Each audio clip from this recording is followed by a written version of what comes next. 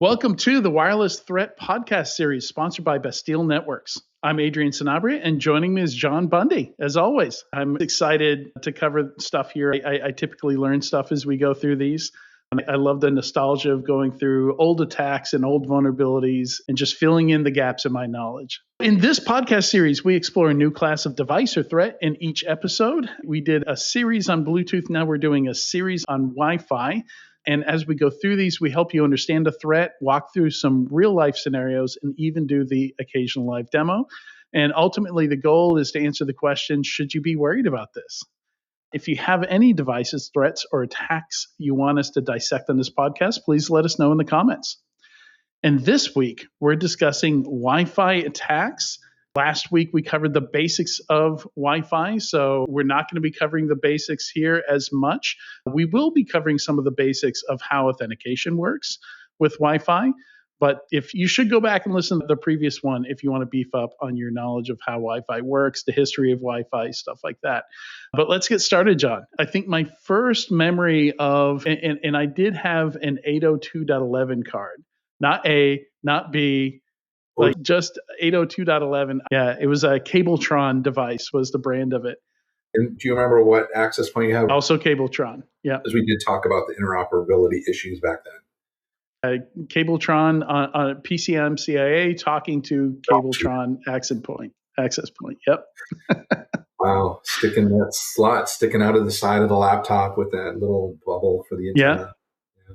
So early days Wi-Fi, we talked about what the demand for it was. One of the big demands was retail. Yep. So yeah, the Retail Alliance, or I forget the name of the organization, Wi-Fi Alliance. Right. NCR was one of the companies that was involved in the National Cash Register, I think. Not only one of the first Wi-Fi attacks, but one of the first breaches that led to U.S. government and others in the industry saying, hey, maybe we should have some breach transparency. Maybe you should be required to notify people of breaches. And back then, attackers were focused on stealing payment data, stealing credit card numbers, selling those credit card numbers, or pulling as much cash as they could off them and laundering that money somehow. And that put wireless security in the headlines in a big way. With WEP, yeah, good old WEP. So that was the first security standard back in the first releases. Yeah, WEP. So we don't use WEP anymore. We don't talk about WEP, right? It was, I remember originally it took about 10 minutes in my early pen testing days, back when WEP became known as incredibly flawed and easy to crack. And then I remember, I think the tool was KRACK. Somebody found a better way of doing it and got it down to like under 60 seconds. So it was, if you had the tool to do it, and if you had a laptop, and you had the right network card, I think you needed a card you could put in promiscuous mode so you could collect those IVs. It was trivial with a laptop and maybe $100 card and the right piece of open source software. You could hack pretty much any wireless network because there was nothing to upgrade to, nothing to really patch. Like we had to replace the whole security part of the protocol. Yeah, that's what we talked about last episode. Is WEP came around, around 2000, 1999, 2001. It was just wrecked. Wi-Fi Alliance came into being. They said, "Hey, we've got to address this." Came out with WPA next, which came out in around 2002, 2003. From the last episode, you remember there's authentication requests and responses, and then there's association requests and response. And we talked about how usually we use open system authentication for those first messages now. But for WEP, they actually put the challenge and response right there. So right up front, you're just like, hey, prove that you have the key. They both prove that they have the key. And then they're like, all right, let's use that key and we'll encrypt stuff. And they used what you mentioned in IV, an initialization vector.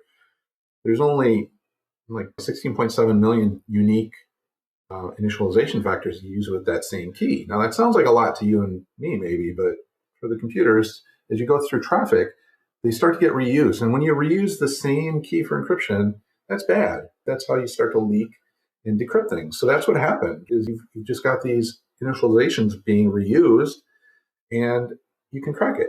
And so what attackers did is they started going, well, what if I inject traffic and cause new initialization vectors to be used faster, and I can just speed this right up?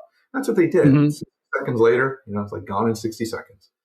They would have enough material to crack that, and it's a short key, and they'll like Once you have the key, you're in. You can decrypt everything. You can send messages. You can join that network and do whatever you want. And that's what happened in some of those first exploits, which I think you brought up a couple good ones. Yeah. So you classify this as brute force, maybe? Yeah. At the end of the day, what they're trying to do is just brute force that key by having enough encrypted material with reused initialization vectors where they can just start to figure out bits and pieces of it. And there was 2 or 3 different methods that were used, and they just refined it and got better. But again, it's kind of like ancient history. Yeah. We should mention the historical significance of WEP. And there was a rash of attacks where Albert Gonzalez and his accomplices would just drive up US Route 1 from Miami and just hack every retail company that they found along the way. So TJX is the one that everybody remembers, him and some of his accomplices for hitting BJ's Wholesale Club, DSW, Office Max, Boston Market, Barnes & Noble, Sports Authority, in addition to TJX, which had Home Goods and TJ Maxx and a couple of brands of different stores there. But millions and millions of stolen credit card numbers went through their fingers before they were, I think it took a couple of years for them to pick them up and put them in jail. Yeah. And I think what's important about this is, you mentioned it, they were doing this for years. That was after these exploits were known. So we knew in 2001. Yeah. But this was happening, what, in 2005? 2005. Yeah.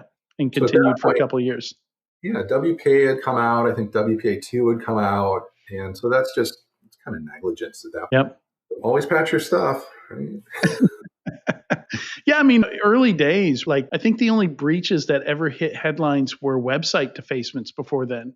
We didn't really see large scale, like corporate breaches, data breaches, attacks that were financially motivated that we could really call like this is cybercrime moving into the digital age. This was the very beginning of that. So I don't think there were any big lessons that I can recall from before this incident that would have really telegraphed to retail companies that, hey, like you got to upgrade your stuff. You got to stay on top of broken encryption, broken security controls, and fix it in a timely manner.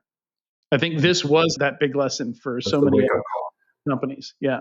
And in fact, should have been the wake-up call for Target in investigating the Target breach. It was found that they were well aware of the risks to their POS devices before that attack began. And the investigation even told us like 7 people had gone to this website describing these POS attacks, and they didn't do anything about it, like 6 or 7 months before the attack occurred. And they could have segmented, they could have configured it in a more secure way. I think there were a number of failed lessons learned there. So we continue to see a failure to act and to update systems and to address these threats, even a decade later. Yeah, moving on. So you said WPA we had as early as 2003, and I don't think WPA 1 stuck around real long, did it? We got WPA 2 pretty quickly because there are also issues, right?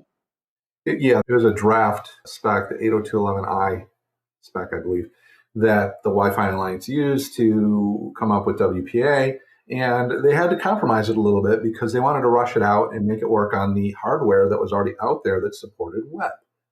So they made some decisions, and they used a special message integrity check, a MIC, that was known to be weak. They had to limit its size of the cryptographic material due to the hardware. And there's some cool things about this is if the access point detected 2 bad MICs, message integrity checks again, within a minute, it would shut down for a minute. And so what do? The first thing you see that, you send some bad mix to it, some data with bad mix, and the AP shuts down, and you have an immediate denial of service. So then after that, researchers decided or found that they could do some other attacks where they'd modify bytes at a time, this chop attack, and they can recover the key stream and all this and that. And I think we should compare and contrast a little bit WEP to going to WPA and above. So we saw WEP here in the picture, what it looks like. Let's go and look at what the future held, which is what we have now. And there's 3 security modes now. So before there was WEP and open, now there's open, personal, and enterprise network. So when I say enterprise network, I don't mean the network at the corporation. I mean it's a certain flavor of security. And personal, same thing. So personal means there's a pre-shared key. Everybody has the same key. Enterprise means every user probably has a unique method to authenticate and get a unique key. So it's a little more robust in that way. You can add and remove users. And open means you don't need any passwords or keys. You can just connect. So all of these networks currently, all these 3 different security modes, from WPA to WPA2 to WPA3, all use kind of the same format now. There's this diagram, and again, to compare and contrast the difference between WEP here, where we have this authentication very simple, association request and response, and you go. You've got a key. You both know the key. This one, there included the discovery part, and then you find your network, and then you do the open system authentication. It says, I want to talk, and then you do an association, and then there's some things that can happen there. Like in the open encrypted network, you can do a little key exchange and get your PMK, your pre-shared master key. If you're doing an enterprise network, you do 802.1x authentication and end with that PMK, the pre-shared master key. And if it's a personal network, you have already derived the pre-shared master key. So these kind of creamy tan-ish blocks are just different ways to get a pre-shared master key, which is the entry point to the purple, the 4-way handshake, which is what derives all your keys. Every network uses this today. If they're using encryption, that's where you get your pairwise transient key, I believe it's called, and the group temporal key. But you have a key that's between you, the client, and the AP for when you're talking to each other, and then you have a group key for when the access point needs to send a message to everybody but have it encrypted. And I should mention, if you're listening to this and not watching the video version, we do have a diagram up on the screen so you can see how the authentication process works here for personal and enterprise for WPA. Something else, John, before we jump into some of the next stage of attacks that we saw, I should mention when some of these different protocols were broken, we did see people start to try to implement some mitigations, that were not based on improving the actual Wi-Fi encryption or authentication. I remember starting to see people hide the SSIDs, which was trivial to find because to be able to talk to these wireless access points, you still needed to talk over the air so you can see the packets. So for any hacker with a wireless hacking tool, you could easily see it would just call it hidden. So it was kind of trivial to see. And then, trying to create a MAC access control list, right? Like only these MAC addresses of my computers at my business are allowed to access the wireless network, which was, again, pretty easy to take advantage of because you could still see it, the MAC addresses flying around. You could capture the packets and you could say, I'm going to steal this computer's MAC address. And now you were that computer because MAC addresses, pretty much every operating system back then, you could just customize your MAC address and now be that authorized computer.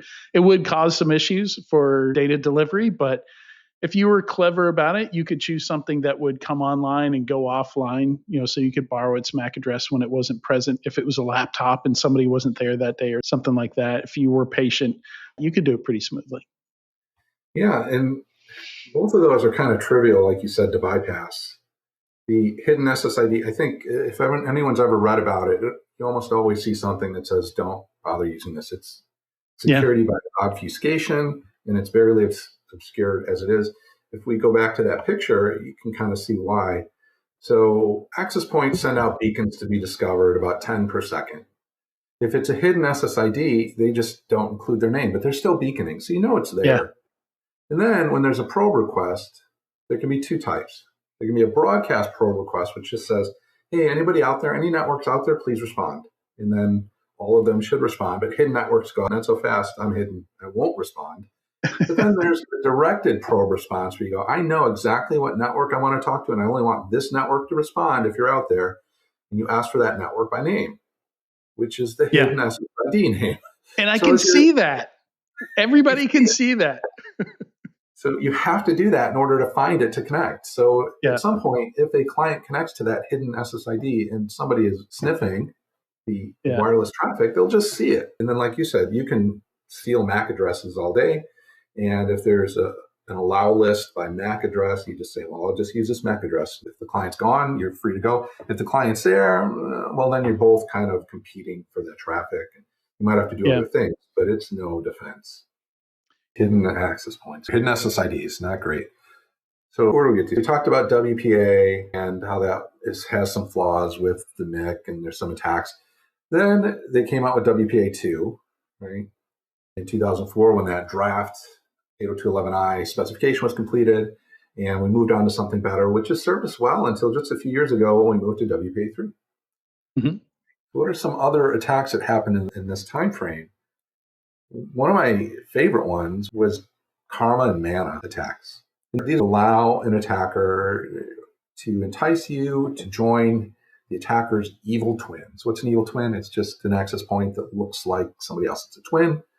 It looks like a good access point, but it's evil because the attacker's controlling it and they want to do things to you. So far, we've talked about attacking the encryption and breaking in that way. This is a different approach. Instead of attacking the encryption, which has gotten better now in WPA2, why don't we just get clients to connect to us? So This started back in 2004 with something called Karma. And so we saw how in discovery, there's these directed probe requests where a client says, hey, network, are you there? Network A, we'll call it. And so Karma just said, hey, what if I just say I'm network A? Will that work? And so the attacker says, yeah, I'm network A. And what do you know? It worked. And the client, back in those days, everybody was so trusting. If it was an open network, like, well, I'm looking for you, so clearly I want to connect to you, so let's just connect. And the attacker's like, cool, come on in. And there you go. Now you just enticed, a client that was looking for maybe a network that's not even in the area because you heard that client was looking for that network. You just said you're that network, and the client connected to that network. It was called the preferred network list. You might have heard that, but your devices build up a list of SSIDs that they would like to connect to. That's called their preferred network list.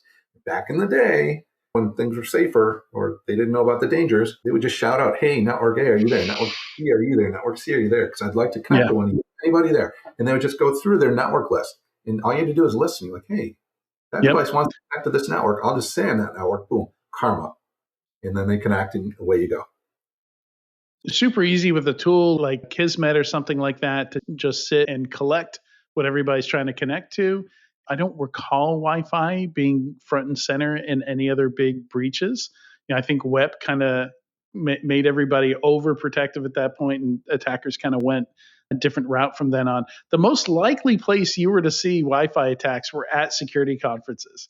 If you went to DEF CON or something like that. Yeah, but this led then to an interesting kind of arms race between the vendors and the attackers. After Karma, vendors said, maybe we shouldn't just trust anybody that says they're the network that they say they are. Maybe we should look for proof that the network actually existed via a beacon or a broadcast response. If I send out a broadcast response and I don't see network A answer, but then I look for a network A and it answers, that's suspicious. So they started doing that. And then in 2014, Mana came out and they said, well, eventually you're going to look for that network and connect to it. And I'm just going to build up a list of all the networks that you like to connect to per client. And then when that client does a broadcast probe request, I know all of the networks that it's been looking for at some point. I'll just answer back with all of them. So now I target each client with a personalized response to prove that the network already exists. Look, here's a broadcast response. I'm here. And maybe I'll throw out some beacons too. This network's been here. It's always been here. And then the client would do its normal directed probe request and it carried on just like Karma. So Mana just expanded it by tracking clients, looking for what they were looking for and responding back with a little more supporting evidence. Then vendors said, well, I don't like that they're building this preferred network list of what I like to look for. So I'm going to randomize my MAC requests when I start asking for directed probes so that you can't tell which device is looking for which network. And that way you can't target me with this. Then they came up with Loudman and they said, you know what? I'll just beacon out everything I hear. If I see anybody looking for anything, I'll just beacon it out. If I see an IoT device looking for a network, I figure, hey, maybe you're also looking for that network because you might have similar profiles and you like the same networks. So that IoT device isn't being very protective of its preferred network list. It's blabbing. I'll just use them all and I'll beacon them all. I'll do probe responses for all of them. And then anytime anybody asks for it, I'll just answer to everybody. It's called Loudman. Very easy to detect. So now what happened? WIDS was like, hey, that one MAC address sure is sending out a lot of different beacons for different networks and different probe responses. That's weird. And so that's the counter. It's a red flag. I guess it's a red flag. Yeah. So then in 2017, finally, the culmination of this was attackers said, well, what if I just send out known beacons? There's a bunch of networks across the globe that have the same names. Like your AT&T has got open Wi-Fi here and there, airport, Starbucks. What if I just send those out and see if anybody is game?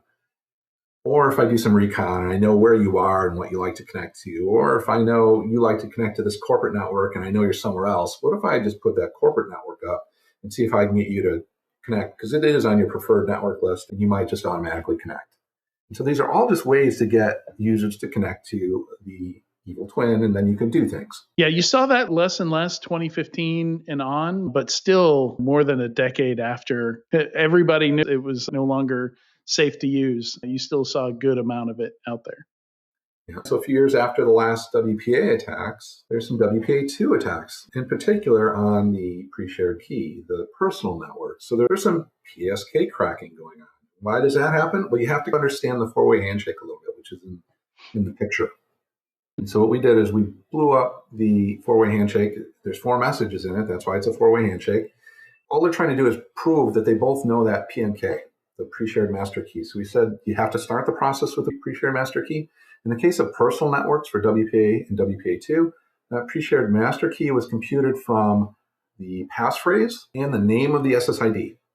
And because both the client and the access point know that, they both can calculate the PM key uniquely, individually, without sharing it over the air, just by knowing the password and the name of the SSID.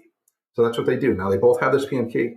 They have to prove that they do, which proves that they both know the password. And so all they do is they send some challenges with some random numbers and use that PMK to come up with answers. And once they're both satisfied, the access point says cool, and it gives you that group temporal key and the pairwise transient key back to the client so that they can start encryption. And that's how it works. So what's so bad about that? What's bad about it is you can see all of these messages. You can see the 2 random numbers called A naughts and S naughts for the authenticator and supplicant. Those are just numbers used once is what naughts stands for. It's a cryptographic principle. So it's a random number, 2 different random numbers, and they use that along with the pre-shared master key to come up with run it through some algorithms and come up with these keys. The thing is, you can also guess a password, hash it with the SSID, run it through the same algorithms, and see if you get the same result that was passed by. If you guess it correctly, you have just guessed the password. And, well, who's going to guess it? Well, we can guess with computers lots of things really quickly. And humans are not awesome at making passwords. So very often, if there's a password involved, it could be password 1, 2, 3, 4, 5, 6. There's lists of passwords that have been leaked. And so you would just start by testing those. One of the most common. Yeah. And in fact, rainbow tables were a thing. The idea that I'm, for very common things that I know I'm going to encounter, like if I want to hit Starbucks or something like that, very common SSIDs, I can pre-compute all the possible passwords within a given character set and range. And now I'm not cracking passwords. I'm doing a database lookup. Those exist online still. And so someone said, well, what if we just calculate a bunch of dictionary words using Linksys as the salt? And then all you have to do is, like you said, just look it up. They used to sell disks full of these, like 8 terabytes of these hashes already pre-computed. So you don't have to run the algorithm for the 4-way handshake. You just look up and see if that hash is there that was the PMK. So different variations of that, or like you said, you could go to a hacking conference and somebody be selling them on hard drives or, burn DVDs and stuff like that. Yeah, so that made it a lot faster just to do the lookup instead of having to calculate and see if there's matches. And John, question here. I know at some point in the spec they said, okay, you can't use the SSID as part of the password or as part of the shared key, right? I'm not sure exactly when that happened, but I suspect it came out of the ease of brute forcing here. Probably. Yeah, I don't remember that either. I haven't tried ever to do that. So I don't know if it was ever allowed. Yes, this point that I have tested on, it will not let you use the SSID in the name of the key in WPA2 personal. Well, good for them. At least that's one small step forward. Also, at the same time they did that, they made the minimum characters 12. It's 8 to 63 is the limit. But is this vulnerable? Well, yeah, if you use something in a dictionary and someone sniffs this, it's easy to crack. The takeaway here is don't use a simple password on your PSK networks. Right? Make it a little more complex, just like they always advise you. Have the capital letters, the symbols, the numbers. Don't use a dictionary word. So you want to talk a little bit about WPS PIN? Yeah. So at some point, the Wi-Fi Alliance said, entering passwords is kind of a drag. What if we made it easier? We see where this is going. In 2011, it was discovered. So first, the Wi-Fi Alliance said, let's make it easier. And they came up with Wi-Fi Protected Setup, WPS. And that was simply a way to not use a password. You could go to your new device, hit a button, go to your access point, hit a button, and they would kind of see each other, and you'd say, yeah, that's the one, connect. No password involved. Or maybe you'd have to enter a PIN that was on your access point. Right. So you could have a PIN, or they could do out of band, which nobody ever uses. Well, WPS had PINs, and it's cool, right? It's 8 digits. You could look it up. It's on the access point, and so all you have to do is just kind of know that number. It's only 8 instead of maybe your long, fancy password that's hard to type in. And eventually we saw other stuff like a QR code. Like maybe I don't want them to know the password, but I want them to be able to connect to it, which, I mean, they can still go in their device and show the password. So you could use NFC, has a record type specifically for setting up Wi-Fi, as well as QR codes. Most operating systems support that, where you can just scan a QR code and you'll join it. But this WPS PIN brute forcing was really neat because at first glance, you're like, hey, they're using an 8-digit PIN. That's awesome. That's a lot of it. Should be 100 million combinations. 100 million. Okay. That would take a long time to guess. But for whatever reason, the spec said, here's what we're going to do. We're just going to check the first 4 digits as a group. We'll do an 8-way handshake. First, we're going to check the first 4, and we'll let you know if it's okay before we continue. So 4 digits only has 10K to check. So this, they very nicely said, okay, once you get the first 4 right, you'll know, and we'll continue to the last 4. So you figure 10,000 more, right? No. The last digit is now a checksum. So now you only have 4 digits to check, 1,000 more to go. So they took a possible address space of 100 million different unique pins and turned it into something where you only have to check a maximum of 11,000. And did they rate limit those checks always? No. So you could usually rip through this with tools like Bully and Reaver and other ones. Not only that, then there was another one where there was a flawed random number implementation that was known on some of these generations. And so you could use that to your advantage. That went away eventually. I think it's been replaced with something like Wi-Fi direct setup or protect. WFA came up with a new technique to kind of simulate the same convenience. Wi-Fi Easy Connect, in fact, is what the replacement is called. That came out in 2018. I don't know if there's any exploits against that yet. But the problem with these specs, there's always something weird that you just don't consider. But this one just seems bad, even without an expert. That was WPS. So that was a fun one because I found it, I tried it, and a few minutes later, you've got the PIN, you're on the network. Boom. Yeah. Yeah. So what else do we have left here now? So the big one in 2017, KRACK, key reinstallation attack. This was an attack on that state machine. Message 3, so the 4-way handshake. That's where the group temporal key gets installed and the client installs the transient key that it's derived. But it turns out, per the spec, you could just keep resending that message 3. And every time the client gets it, it reinstalls the key. But it also resets counters, replay counters, which are supposed to be used one time. So if you can send this message after the client sent some traffic and you've collected it, then you just send message 3 again, and the client goes, oh, got to reinstall that key and reset my counters back to where they were. And then it starts sending traffic again with the same counters. Now you could do replay attacks. I believe you could do injections. You could forge some packets depending on which mode of encryption was used. It was pretty tricky, a little academic, definitely an attack. It's just one of those things overlooked in the spec where nobody said, hey, what happens if message 3 is sent later? And the default was, well, when you get message 3, you reinstall the key, you install the key and set the counters. So the clients all did that.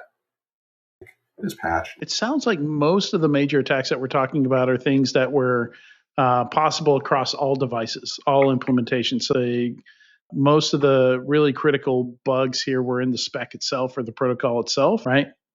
Yeah. In KRACK, for example, Android would handle that message through differently, and they might Mm. reinstall L0 key, which is not great. Right? That really made it easy.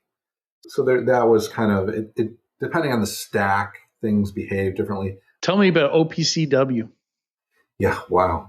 Organization for the Prohibition of Chemical Weapons, hack attempt by the GRU. So in 2018, this group of Russian spies, there's an investigation on a poisoning in the UK. And Russia wanted to disrupt these meetings, so they sent their best and brightest over to the Netherlands, I believe, to try to do some Wi-Fi attacks. And they were tracked and caught and everything. This is one example of someone trying to do some Wi-Fi hacks. Just all the stuff they had in their truck, their car. They had patch antennas, they had 4G. So it's just like a drive-by attack. They were just parked outside, trying to get within Wi-Fi range, and either steal credentials, try to get on the network so that they could disrupt the investigation. It's interesting, mostly because it's one of the few ones where they have this full investigation released. The whole thing is just totally uncovered. Another one that we've heard about but never really learned more was a drone attack on a fintech. They flew in a Wi-Fi pineapple. It's like we talked about evil twins earlier. This is a hardware device. It's an access point that is meant to just act as evil twins. And it implements all of those karma and mana attacks to try to get people to connect and become a machine in the middle to get those clients information and collected data. And eventually they were able to relay through that, probably through a cellular modem to another, like a Raspberry Pi or some small computer, once they had some credentials, and connect to the network and attack it that way. But that was one. Another thing I want to mention that I should have mentioned earlier, but I just now remembered this. In the early days of network security or wireless security tooling, there was, I think it was Cisco that did this. Don't come at me if I'm wrong on this, but they installed a wireless defense system at a business across the street from Wall Street in New York City. And it basically just de-auth anything that wasn't intended for its networks or its trusted clients. And when they deployed, it effectively functioned as a wireless jammer and took down a bunch of all the wireless networks across the street at Wall Street, caused a big kerfuffle. FCC got involved and said, yeah, you're not allowed to do that. Like, that is now illegal. Like, they changed the rules to where keep it to your own network. Yeah. We talked about the DDoS attacks last time. Yeah, we were talking about mitigations. Some of we can't protect the authentication piece. What else can we do to keep people away from our networks? I think that was one of the things we saw tried early on that was just so disruptive. So another attack, we hop back to attacks, the PMKID attack. PMK, pre-shared master key, ID. So it's a hash of your PMKID. And so at some point in the spec in 2004, we said, hey, what if we just kind of use this hash of the pre-shared master key as an index? And that way we can check when a device is roaming. If you guys have the same index, you can prove it, then we already know the PMK, they have it. You don't have to go through this expensive PMK derivation process that's used on the enterprise networks. With personal networks, the PMK comes from the password and an SSID. It's pretty quick to calculate. It doesn't take much time. But for enterprise networks, it can take up to like a half a second to go through all of that authentication back and forth. And if you're on a call and you're roaming, do you want a half second of delay? No. They said, well, what if we could prove that this client has a PMK already? And if we share that information over with the other AP, but we don't want to put the PMK over the air because that's secret stuff. But we make a hash of it, call it the ID, and you go, hey, do you have this ID? Yeah, I've got that ID. Okay, I'm trusting you. If you do, we're going to use that PMK, and then we're going to go through the four-way handshake real quick, come up with some new keys, and we'll talk. And it won't take so long because you don't have to go back to the Radius server and go through all that authentication to get a new PMK. That's what a PMKID is. The beauty of this was, in the spec, they said, well, you should share it in the first message. You don't need this if you're not roaming. Consumer routers just started putting it out in the first message. No roaming involved. They just said, here's a PMKID. After 14 years, someone said, hey, that's a crypto material. It's a hash of a secret, which means we can guess what the secret was for pre-shared network. Remember, go back, guess the password. We know the SSID, derive the PMK. Now there's another algorithm that derives the PMKID from that. You do that, and if you get the right PMKID, you just guess the password. So you don't even have to wait for clients. The thing with the four-way handshake was you needed clients to go through it, and you needed to collect some information. You go, oh, Yeah. I've got all the information. Now, in the very first message, the access point says, here's the PMK ID that we're using. If you can guess what got here, you just guess the password. And it's all because the spec just said do it. There's a long history of people even using hard-coded keys and passwords from specs that were given as examples, but they just literally put it in there. And like somebody just wasn't thinking or didn't understand the spec when they did this, because no consumer router I've ever seen, at least standalone router, supports roaming because there's nowhere to roam to. Where are you going to roam? Now, again, before that, the PMK was used also for caching. So if you came and you reconnected back to the same router, we don't have to derive the PMK. Again, for a personal network, deriving the PMK, it's instant. It's really to avoid the expense of doing the enterprise authentication again. And so if you had an enterprise access point, they could cache the PMK ID. And then when somebody joins, the way it's supposed to work is this client says, I've already got a PMK. It's valid because we generated it earlier. You might not remember, but here's the ID of it. See if you've got that ID. And if the access point says, yeah, I do, then they can skip that authentication, the expensive authentication, the 802.1 authentication, right to using the PMK. That's where you save time. But the way it was implemented is the vendor said it goes in the first message, it goes in this robust, secure networking information element. It's easy to calculate, no problems, got it. And they put it there for 14 years. So I have an access point that does this. I verified it was there. I was like, holy smokes, there it is. We should cover one more thing here. I know Dragon Blood is kind of theoretical. So Dragon Blood, it was, again, where the researchers looked at the WPA spec that's out there in the open. They said, hey, there's a vulnerability. They published it anyways, and then the researchers demonstrated these side channel attacks that are very academical, but I think they're getting patched. Air Snitch, there's a new one here that kind of bypasses Wi-Fi client isolation. This is from last year. When you're connected to an access point, you can't just send traffic over to your other partners that are on that same access point.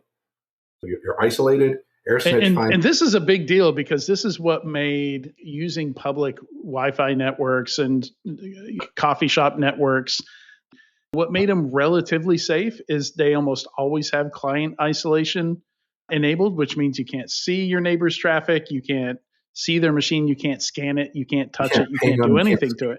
Yeah. So if client isolation is broken, it's kind of a big deal because now we have to change our advice that we give. You have to change your security posture again. And so what happened, they tested a few devices, and each of them had certain violations. So it goes back to, did the vendors implement things right? Each one did things a little differently. And sometimes you can broadcast like a group message. Remember we said the access point can send a group message using that GTK? Well, what if a client sends it? Some access points are cool. And clients are like, cool. And you're like, whoa, you shouldn't be able to do that. So that's Air Snitch. I think if you were going to talk about one, it'd probably be nearest neighbor. Whoever did the attribution said it was Russia that did this. But so this was discovered during an investigation where they're having trouble figuring out where the attackers got in. And what happened was the attackers had working passwords. They knew the passwords worked. But everywhere they tried to use these passwords, where they tried cred stuffing, logging into their OWA, their email, whatever login interfaces, VPN that they had exposed to the public internet, they couldn't get in. They couldn't get past the second factor, the MFA. So somebody in this hacking group had the bright idea that, hey, I bet their Wi-Fi authentication, which is probably hooked to single sign-on, is probably connected to the corporate usernames and passwords. I bet it doesn't have MFA. And they're like, well, what are you going to do if you're in St. Petersburg and your target is in Washington, D.C., right? You're a little out of range of that wireless network. Yeah, they make good antennas, but not that good. Yeah, curvature of the earth becomes an issue at that distance. Yeah. So what they did is they're like, hey, what if we borrowed somebody else's Wi-Fi clients? So they basically tried to hack the neighbors, go to Google Maps. What are the names of these businesses that are within wireless range of our target? And they hacked not one, but two of them, two of these neighbors. And that's why we call it the nearest neighbor attack. Basically, they just had to find a device that was plugged in via Ethernet So the Wi-Fi adapter was free. So think a laptop and a docking station that has Ethernet or something like that, or maybe even a desktop that has both Wi-Fi and Ethernet. And it worked. They were able to use the wireless client on a PC on another business's computer that's just right across the street, line of sight through the window to the access point of their target. No MFA needed, got in through the wireless network, and we're hacking this company. And it took them a long time to find it, the company investigating this attack, because the wireless network, there was no logging enabled on it. The logging didn't go into the SIM. They said, what are these IP addresses? Oh, those are IP addresses from the Wi-Fi clients. And they had to turn on logging. They had to let the hacking activity continue so they could figure out what was going on, and eventually determined, oh, okay, yeah, for all the way from Russia, these attackers hacked your neighbors and got into your wireless network that way with stolen credentials.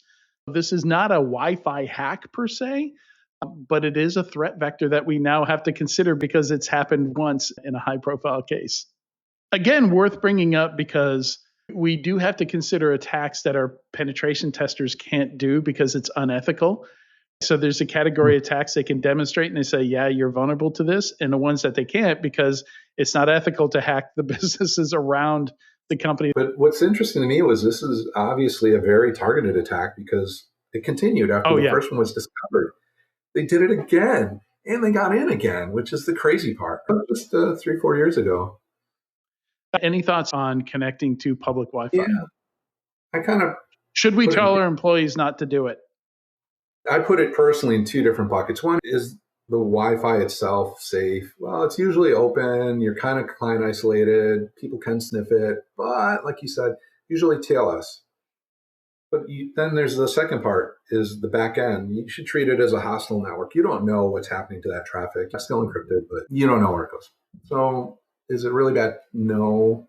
If you had a super sensitive device, would you put it on there? Let's not. Yeah. You can always throw a VPN in on top of that too, but there are these concepts of harvest, and I'm not saying Starbucks is doing this, but harvest now, decrypt later, right, when quantum comes about. And the number of security controls that would have to be perfected for anybody to go to those lengths to want to save petabytes of traffic and decrypt one RSA key at a time with a quantum computer, that is not the easiest way to get what you're after. That is literally the hardest imaginable way of doing it. There are 1,000 other things you should be securing and worrying about before you get to that. Yes. So again, like I said, if it's a super sensitive device, maybe don't do it. But in general, is anything bad going to happen? Probably not. Cracking Wi-Fi passwords is next here, which I think we covered pretty well, but it's worth calling out the main difference between personal and enterprise here. Yeah. So WEP, the 60-second crack, you can recover the original passphrase or password. WPA and WPA2 are susceptible personal. There's 3 security modes. There's open, there's personal networks, which use a pre-shared key, and then there's enterprise security modes, which use some sort of 802.1x authentication. Usually a certificate that would get installed in your laptop. But for the personal ones, because that passphrase is part of the PMK generation process, it goes through that 4-way handshake. It can be collected, and you can try to crack that. K2 can be attacked with a dictionary attack pretty quickly. So if you use a dictionary word, it's not that hard to recover. If you use a good, strong password that's not in a dictionary, then you could brute force it, but it would take a very long time to ever recover it. And the reason why the enterprise networks are so much more secure is because they do make this random PMK. It's 32 bytes of just random. You could try to brute force get it, but would take a super long time to get. WPA3, a little bit different. These elliptical curve Diffie-Hellman public key exchange up front to come up with the PMK. It's a little more secure that way. And the enhanced open also uses encryption, and that one's got the same key exchange. The biggest concern, I guess I would say, is WPA, which hopefully you're not using, and WPA2 networks. If you're using transition networks, which means you're using WPA2 and WPA3, you're really only using WPA2 because you can downgrade people to that. And then you're only as good as your password. So I'd say the big concern for me is dictionary words being used in a pre-shared key network personal network, which again, hopefully businesses aren't using a lot of pre-shared keyed networks. Yeah, hopefully not. Smaller ones almost certainly are, but yeah, once you True. get up to enterprise level, probably should not. And then the last question, John, would you bring a burner? Would you bring only burner devices to DEF CON, or would you bring your own devices? Not only will I bring my own devices, I will bring my business devices. I'm bringing my own devices, but with the caveat that I will change my behavior. When I'm at DEF CON, I might disable some radios. I might use a hotspot on my phone rather than connect to whatever Wi-Fi is around me. It's not quite as Wild West as it used to be, but there's more people than ever. And all it takes is a handful of people or one person to decide to try out some attacks in public to be a nuisance.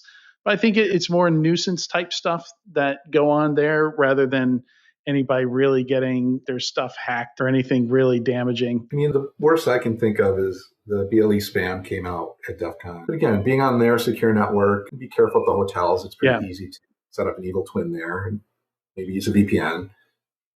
But yeah, I'm going to bring my devices and use them. But what about other places like out of the US? I guess that depends on where you're going, what the country's like. And you can treat it as hostile if you want. And it comes back to your personal risk.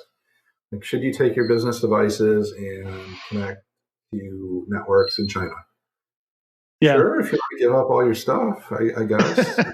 Well, again, like you end up having to talk about, like, do you even bring that device with you? It's hard to just talk about Wi-Fi. Now we're talking about the security, the whole device and the data on it. That's a slippery slope. We have to start talking about, do you bring a burner? How do you protect the data on that device? I mean, it's possible you go to a country like China that has some real hacking skills. Maybe they have some 0 days you don't know about. They could target your phone over cellular or Wi-Fi. So just take that into consideration, your risk profile, where you're going. And I'm sure your company has guidance. All right. So for me, setting up Wi-Fi securely and correctly, it's kind of like a 7 or 8 out of 10. I think both personally and on the enterprise side, but we've seen a lot of attacks over the years that will absolutely take advantage of a misconfigured web network. I think your only saving grace here, as with all wireless attacks, is there is a proximity component of it, unless you use the nearest neighbor technique. Drone, right? Send the drones. Right. I think you hit the nail on the head. There are a lot of attacks. A lot of them are theoretical and academic. I'd say by far the biggest trouble you'll get into is misconfigured networks. And by that, I mean a simple shared password that's on a yellow sticky. Open networks with improper network segmentation that isn't Wi-Fi anymore. Things like that. I think those are probably the things you should be concerned about. Logging, like you said. Maybe you should log the Wi-Fi network because it's an important part of business nowadays. I would say it's a risk and you should configure it correctly. Keep your devices patched up. Make sure your network segmentation is the way you expect it to be. And I guess I wouldn't worry too much about a lot of the vulnerabilities. Be aware of them and just keep things patched. Right? Wi-Fi has almost 30 years of scar tissue and improvements to security. I think we can call it mature at this point.